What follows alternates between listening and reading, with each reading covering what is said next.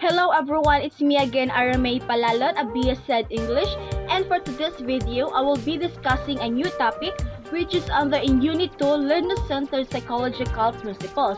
And my main topic is about development and social factors that is focusing on two principles, which is the development influence on learning and the social influence on learning.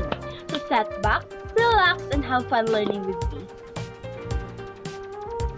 Objectives. At the end of the lessons, the learners are able to explain the two principles, advocate the use of principles in the teacher learning process, and lastly, identify the ways on how to apply the principle as a future teacher. So, learner-centered psychological principles. In psychology, it has provided a vital information for the design of schooling based on the theory and the research on human learning, development, and motivation.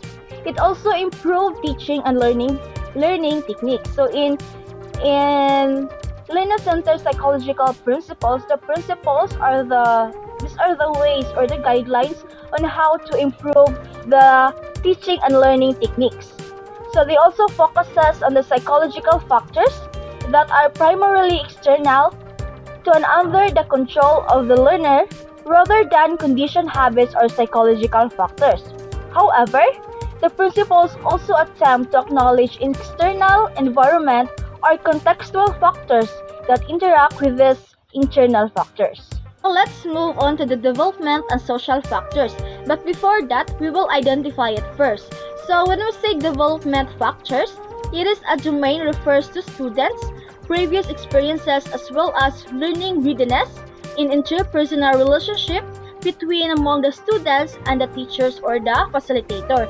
So development factors, it is all about the students and the teachers' relationship. While the social factors, it is the factors that affect the current learners. So both development and social factors have they contribute to the mind's growth by systematically rewarding learners for their efforts. Emotional, intellectual, and physical components and the conceptions of maturity. So these components contributes to a dynamic interactions between a person and their surroundings, parent attitudes, peer interactions, learning experiences are examples of development influences. The social factors, on the other hand, are concerns with social statuses such as family background, wealth, income, and education. So now, it has an impact on students by stimulating their minds to flourish. So both the development and social factors have the impact to the learners in terms of their knowledge, skills, strength, and their backgrounds. So now let's move on to the two principles, which is the development influence on learning and the social influence on learning. As the individual develop, there are different opportunities and constraints for learning. Learning is the most effective when differential development within and across physical, emotional, intellectual, and social domain is taken from an account. Individuals learn best when material is appropriate to their developmental level and is presented in an enjoyable and interesting way. So this means that each individual have a different developmental level. It is the teacher's ways on how to present it into enjoyable and most interesting. Because individual development varies across intellectual, social, emotional, and physical domain, achievement in different instructional domains may vary. Next, the cognitive, emotional, and social development of the individual learners and how they interpret life experiences are affected by prior schooling, home culture, and community factors.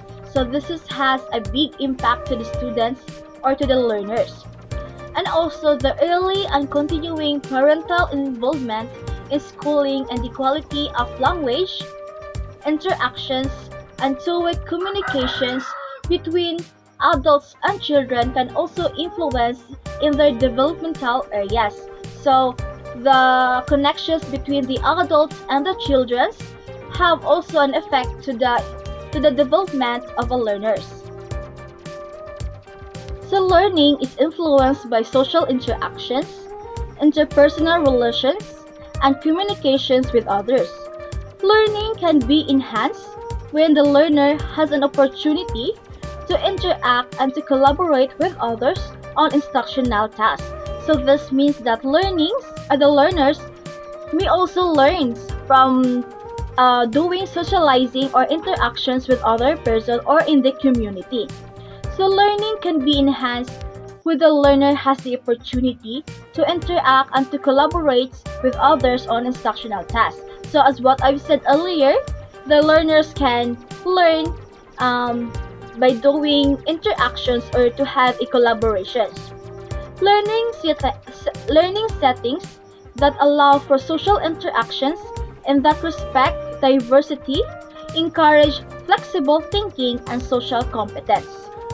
Also, family influences positive interpersonal support and instruction in self-motivation strategies can affect factors that interfere with optimal learning, such as negative belief about the competence in a particular subject, high levels of test anxiety, negative sexual expectations, and other or undue pressure to perform it well. And also, positive learning climates can also help to establish the context of the healthier levels of thinking, feeling, and behaving. Such context helps learners to feel safe, to share ideas actively, participate in the learning process, and to create a learning community. So to sum it up, the development and social factors have a big impact or influence on learning.